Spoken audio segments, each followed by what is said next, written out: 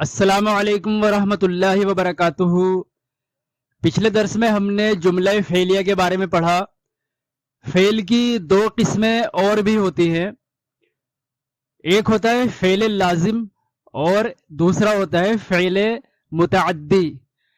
فعل لازم اس فعل کو کہتے ہیں جو فاعل سے مل کر بات کو مکمل کر دیتا ہے، یعنی اس میں مفعول کی یعنی آبجیکٹ کی ضرورت نہیں پڑتی۔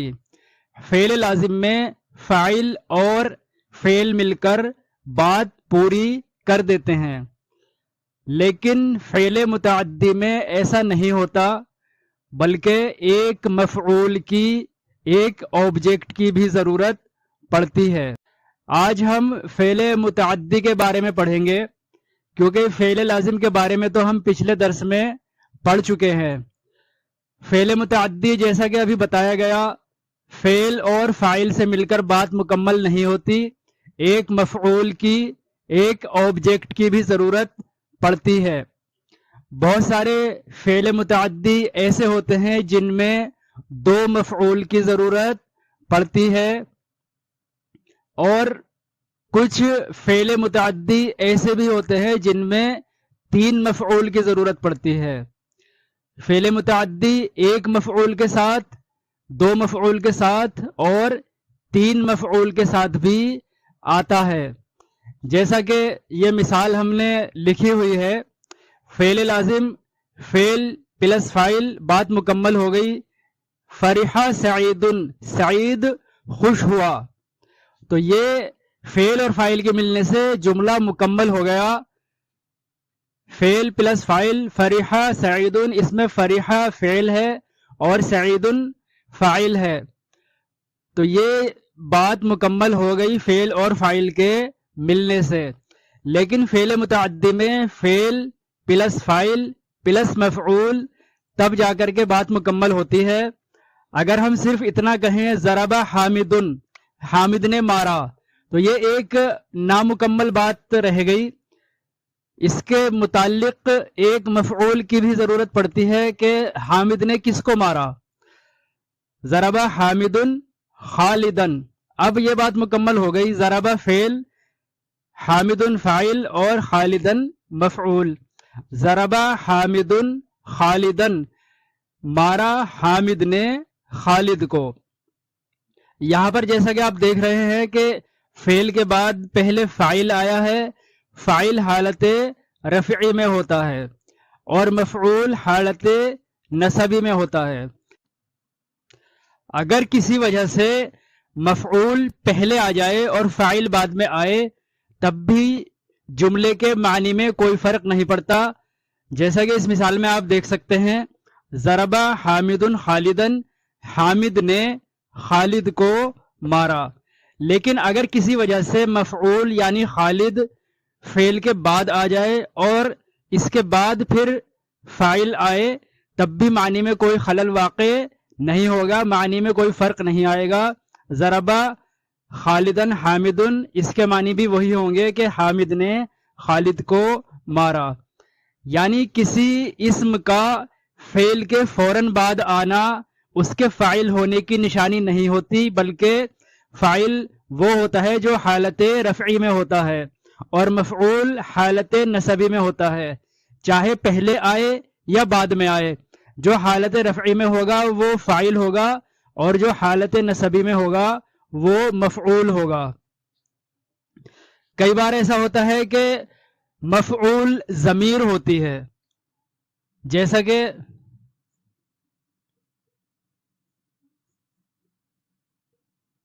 ضربہ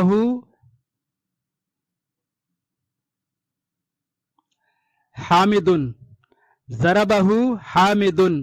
یہاں پر جیسا کہ آپ کو ابھی بتایا گیا تھا کہ فاعل حالت رفعی میں ہوتا ہے، حامد حالت رفعی میں ہے، مرفوع ہے، اس لیے حامد اس کا فاعل ہے، اور ہو جو ضمیر ہے وہ واحد مذکر غائب کی ضمیر کہلاتی ہے، یعنی وہ ایک مرد، وہ ایک میل کے لیے جو ضمیر آتی ہے، ہوا کا مخفف ہے ہو۔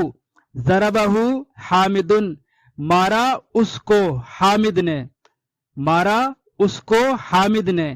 یہاں فاعل حامد ہی ہے اور یہ ہو جو ضمیر ہے وہ مفعول کی ضمیر ہے، اور جن جملوں میں ضمیر مفعول ہوتی ہے یعنی مفعول ضمیر ہوتا ہے وہ مفعول وہ ضمیر فعل سے متصل آتی ہے، فعل سے مل کر آتی ہے اور اس کے بعد پھر فاعل آتا ہے، جیسا کہ اس مثال میں ہے ہو ضمیر ہے منصوب یعنی مفعول کی ضمیر ہے ہو، مفعول حالت نصبی میں ہوتا ہے، ضربہ حامد، حامد نے اس کو مارا، یہاں پر یہ ضمیر منصوب کہلاتی ہے، ضمیر منصوب متصل۔ ابھی ہم نے یہ بتایا تھا کہ فعل متعدی ایک مفعول کے ساتھ بھی آتے ہیں، دو مفعول کے ساتھ بھی آتے ہیں اور تین مفعول کے ساتھ بھی آتے ہیں، یعنی بہت سارے فعل متعدی ایسے ہوتے ہیں جن میں ایک مفعول آنے پر ہی بات مکمل ہو جاتی ہے، لیکن کچھ فعل متعدی ایسے بھی ہوتے ہیں جن میں دو مفعول کی ضرورت پڑتی ہے، ایک مفعول سے پوری بات سمجھ میں نہیں آتی۔ اسی طرح کچھ فعل متعدی ایسے بھی ہوتے ہیں جن میں دو مفعول سے بھی بات سمجھ میں نہیں آتی بلکہ تین مفعول کی ضرورت پڑتی ہے۔ آئیے اس کی کچھ مثالیں دیکھ لیتے ہیں۔ پہلی مثال میں اگر ہم صرف اتنا کہیں کہ فتح علی، علی نے کھولا، کیا کھولا اس کے بارے میں کچھ پتہ نہیں چل پا رہا، یعنی اس میں ایک مفعول کی ضرورت ہے۔ فتح علی بابن، علی نے دروازہ کھولا، کھولا علی نے دروازہ، یہاں بات مکمل ہو گئی، ایک مفعول سے کام چل گیا، یعنی فتح فعل متعدی ہے جس میں ایک مفعول سے ہی کام چل جاتا ہے۔ فتح علی بابن، کھولا علی نے دروازہ۔ اب دوسری مثال کو اگر دیکھیں، حسیبہ یوسفو، صرف اتنا اگر ہم پڑھیں حسیبہ یوسفو، یوسف نے گمان کیا، یوسف نے سمجھا، بات نامکمل ہے، کچھ سمجھ میں نہیں آ رہا ہے کہ یوسف نے کیا سمجھا۔ اس میں ایک مفعول اگر ہم لگائیں، حسیبہ یوسفو زیدن، یوسف نے زید کو سمجھا، یوسف نے زید کو گمان کیا، اب بھی بات مکمل نہیں ہوئی، ابھی یہ نہیں پتہ چل رہا کہ یوسف نے زید کو کیا گمان کیا، اس کا مطلب اس میں ایک مفعول کی ضرورت اور پڑے گی۔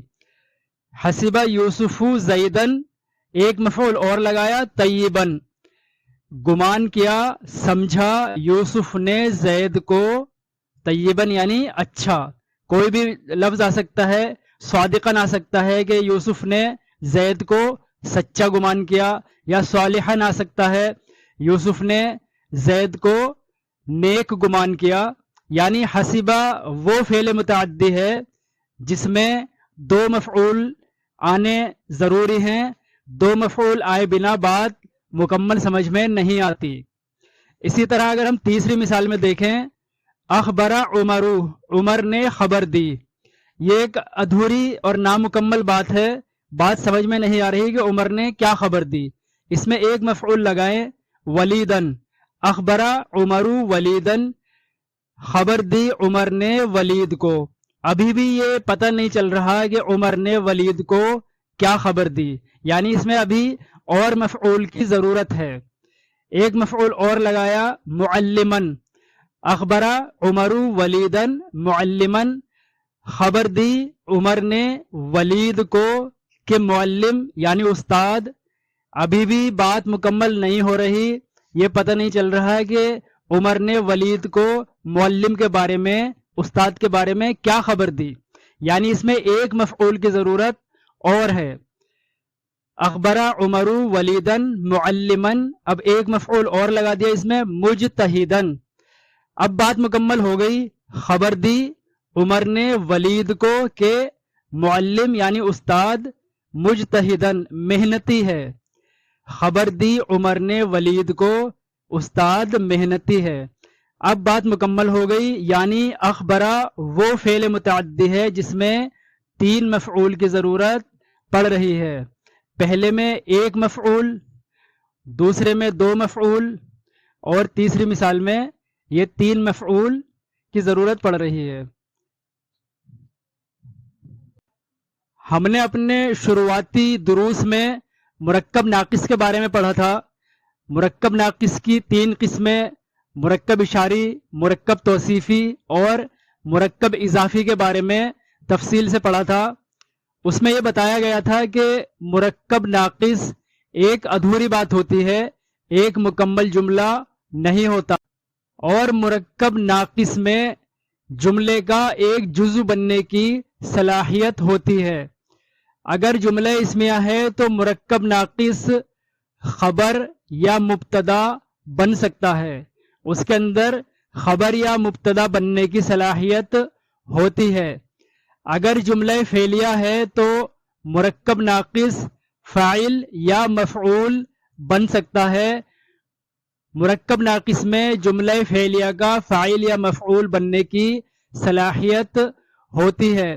ابھی تک ہم نے جملہ فعلیہ کی جو مثالیں پڑھی ہیں ان میں مفعول اور فاعل دونوں ہی مفرد پڑھے ہیں، یعنی ایک ایک لفظ پر ہی مشتمل تھے، فاعل اور مفعول دونوں. کچھ مثالیں ہم ایسی پڑھتے ہیں جس میں فاعل اور مفعول مفرد نہ ہو کر کے مرکب ہیں، مرکب ناقص. پہلی مثال میں ہم دیکھیں گے فتح عبد الرحمانی باب البیتی. فتح فعل ہے، عبد الرحمن نام ہے، لیکن یہ مرکب اضافی ہے. عبد الرحمانی یعنی رحمان کا بندہ اس کا مطلب ہوتا ہے، اور یہ ترکیب کے اعتبار سے مرکب اضافی کہلاتا ہے. فتح عبد الرحمانی، تو یہ کیا ہوا، اس کا جو فاعل ہے یہ مرکب اضافی ہے.